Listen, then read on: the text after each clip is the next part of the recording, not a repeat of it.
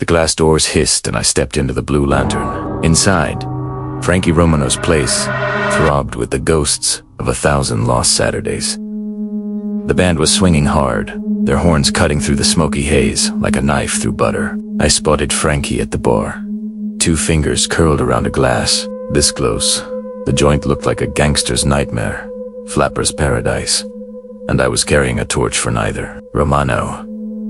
I slid onto the stool next to him, letting the noise wash over me. Sullivan. I heard you had some information regarding Evelyn Whitmore. He swiveled, eyes cold under the amber glow. You were told wrong. Evelyn, around these parts. He shrugged, but not enough. For my leaking, she dances real good, doesn't she? Too good. I ignored that, took a swig of my beer. When was the last time you saw her? Last time I saw her, she was dancing with the wolves. You know what I mean? I knew what he meant. Silk stockings and dangerous hearts. So, tell me, Frankie, do you dance with wolves, too? He laughed then, a rich, dark sound. Depends on the music, Sullivan. What kind of tune are we playing tonight? The music was loud, the drums pounding a tribal tattoo, but I leaned closer to him anyway. I don't care what game you're playing, Frankie. I'm looking for a girl. You know where she is. I'll cut you in on the finder's fee. He snorted, swirled his drink. You guys all think the same, don't you? All flash and no music. Come on, Sullivan. Just a poor piano player trying to keep the melody alive. Yeah, well, the melody's gone sour and I need a new tune. Evelyn Whitmore. He finally met my gaze, eyes hard and bright. All right, Sullivan, I give. You want the girl?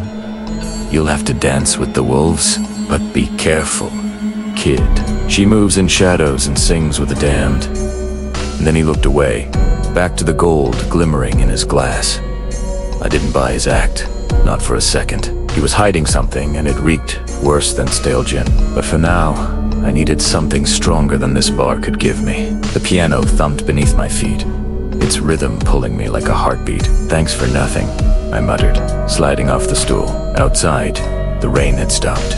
Neon signs bled into the pavement, making the wet streets sparkle with 1,000 broken dreams. And somewhere in this city, Evelyn Whitmore was dancing with the damned, and I was about to follow. Before I could turn the corner, a voice cut through the music and the night. Still no closer to finding her. Mr. Sullivan. I spun around to see Clara Hayes framed in the doorway, cigarette smoke curling around her like a halo. And why are you still watching me? Because, she said, stepping out of the doorway, this story is far from over. She tossed out a final line, the smoke curling from her lips. You sure you don't want a partner, Sullivan? Seems like you're in over your head already.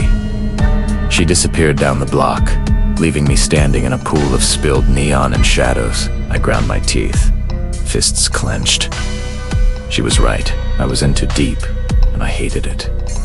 I loved it. I punched the brick wall beside me, the rough surface crumbling under my knuckles. I could feel my anger building, hot and strong, driving away the doubt. Let them send their goons. Let them throw their money around. I had the Whitmore heiress to find, and I never backed down from a challenge. I squared my shoulders, walked past the Blue Lantern, and headed deeper into the city, the promise of trouble hanging in the smoke-filled air. I knew Clara was right. This case was just beginning, and it was going to drag me through the city's underbelly like a steel trap. But the harder they pushed, the harder I'd dig in my heels. I was Sullivan, and I wasn't backing down. Not this time. I should have known that Frankie's place would be crawling with eyes, ears, and soon enough, fists. But I was in too deep to turn back now.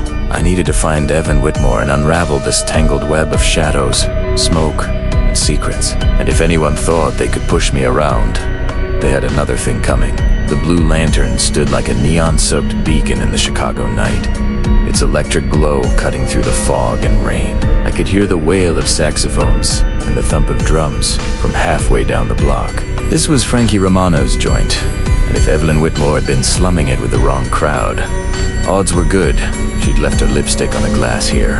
I flashed a crisp bill from Harrington's envelope at the gorilla guarding the door.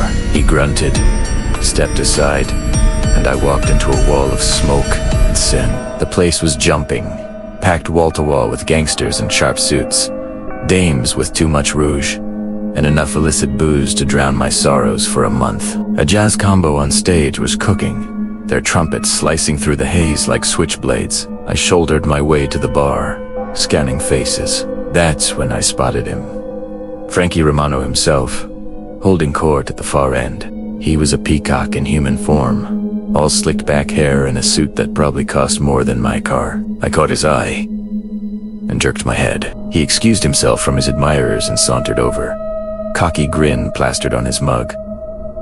Well, didn't think you could afford my establishment these days. I'm not here for the watered-down hooch, Frankie. I'm looking for a girl.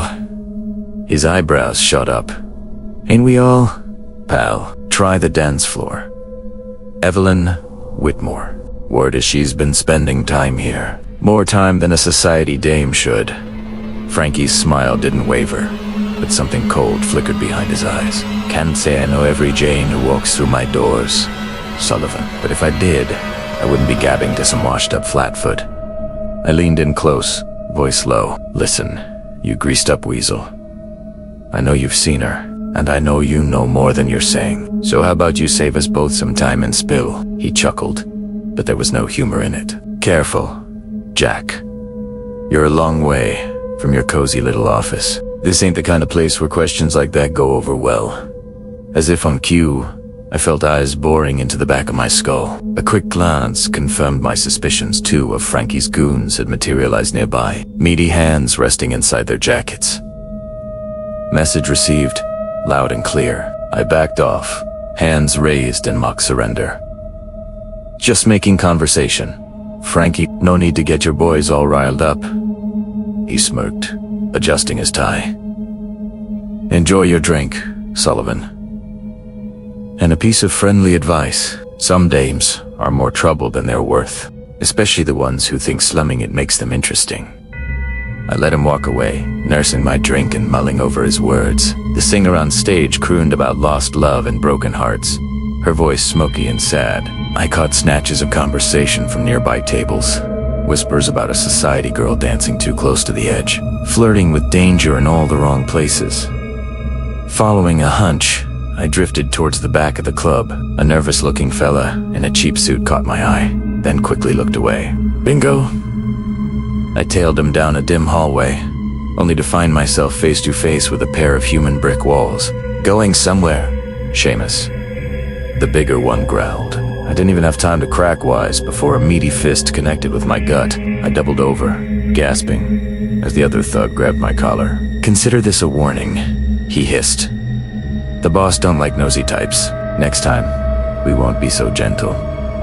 They shoved me against the wall and stalked off. I slumped there, catching my breath, when Frankie appeared like he'd been waiting in the wings. Oh my, he said, feigning concern. Looks like you had a little accident, Jack. Maybe you should call it a night. I straightened up, wincing. Yeah, maybe I should. But this ain't over, Frankie. He smiled, all teeth and no warmth. It is for now. Don't let the door hit you on the way out. I limped out into the rain, bruised but not beaten. To my surprise, a familiar figure was waiting under the awning, sharp smile visible beneath her umbrella. Rough night, Mr. Sullivan? Claire Hayes asked, green eyes glinting. I grunted. Fishing for a cigarette. What are you doing here? Hayes, didn't I warn you about sticking your nose where it doesn't belong? She shrugged, unfazed. I could ask you the same thing, but I think we both know the answer. Evelyn Whitmore's got enemies in high places and low silk stockings and pinstripe suits.